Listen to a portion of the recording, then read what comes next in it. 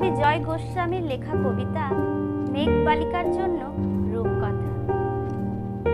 আমি যখন ছোট ছিলাম খেলতে যেতাম মেঘের দলে। একদিন এক মেঘ বালিকা প্রশ্ন করলো কৌতূহলে, এই ছেলেটা, নাম কি রে তোর? আমি বললাম কুষ্মান্তর। মেঘ বালিকা রেগে যাবো, মিথ্যে কথা, নাম কি অমন হয় কখনো? আমি বললাম নিশ্চয়ই হয়, আগে আমার গল্প শোনো।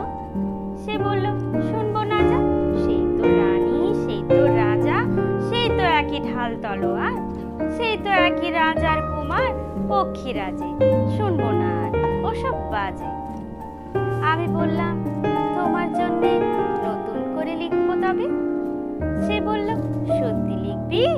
বেশ, তাহলে মস্ত করে লিখতে হবে, মনে থাকবে, লিখে কিন্তু আমায় দিবি। আমি বললাম তোমার জন্য লিখতে পারি এক পৃথিবী। লিখতে লিখতে লেখা যখন সবেমাত্র ২-৪ পাতা, হঠাৎ তখন ভূত চাপলো আমার মাথায়। খুঁজতে খুঁজতে চলে গেলাম ছোটবেলার মেঘের মাঠে। গিয়ে দেখি চেনা মুখ তো একটিও নেই তল্লাটে। একজনকে মনে হলো ওরই মধ্যে অন্যরকম। এগিয়ে গিয়ে বলি তাকেই, তুমি কি সেই মেঘ বালিকা? তুমি কি সেই? সে বলেছে মনে তো নেই, আমারও সব মনে তো নেই। আমি বললাম তুমি আমায় লেখার কথা বলেছিলে।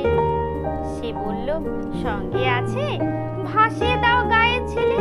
আর হ্যাঁ শোনো, এখন আমি মেঘ নই আর, সবাই এখন বৃষ্টি বলে ডাকে আমায়। বলেই হঠাৎ এক পশলায় চুল থেকে নখ আমায় পুরো ভিজিয়ে দিয়ে অন্য অন্য বৃষ্টি বাদল সঙ্গে নিয়ে মিলিয়ে গেল খরস্রোতায়, মিলিয়ে গেল দূরে কোথায়, দূরে।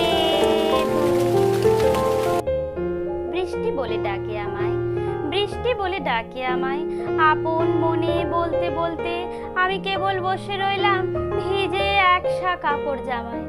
গাছের তলায় বসে রইলাম, বৃষ্টি নাকি মেঘের জন্য? এমন সময় অন্য একটি বৃষ্টি আমায় চিনতে পেরে বলল, তাতে মন খারাপের কি হয়েছে? যাও, ফিরে যাও, লেখো আবার। এখন পুরো বর্ষা চলছে, তাই আমরা সবাই এখন নানান দেশে ভীষণ ব্যস্ত। তুমিও যাও, মন দাও গে তোমার কাছে। বর্ষা থেকে ফিরে আমরা নিজেই যাব তোমার কাছে। এক পৃথিবী লিখবো আমি, এক পৃথিবী লিখবো বলে ঘর ছেড়ে সেই বেরিয়ে গেলাম। ঘর ছেড়ে সেই ঘর বাঁধলাম গহন বনে। সঙ্গী শুধু কাগজ কলম, একাই থাকবো, একাই দুটো ফুটিয়ে খাবো। ২-১ মুঠো ধুলো বালি, যখন যারা আসবে মনে তাদের লিখবো, লিখেই যাব।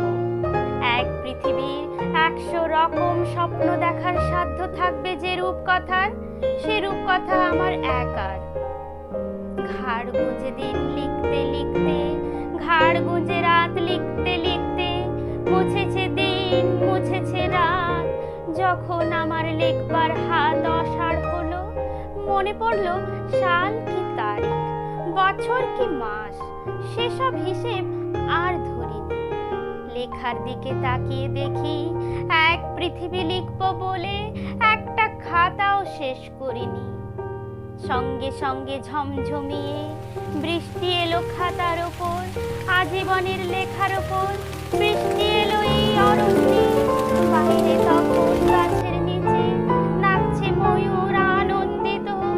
এ গাছ ও গাছ উড়ছে পাখি, বলছে পাখি এই অরণ্যে কবির জন্যে আমরা থাকি। বলছে ওরা কবির জন্যে আমরা কোথাও, আমরা কোথাও, আমরা কোথাও হার মানি।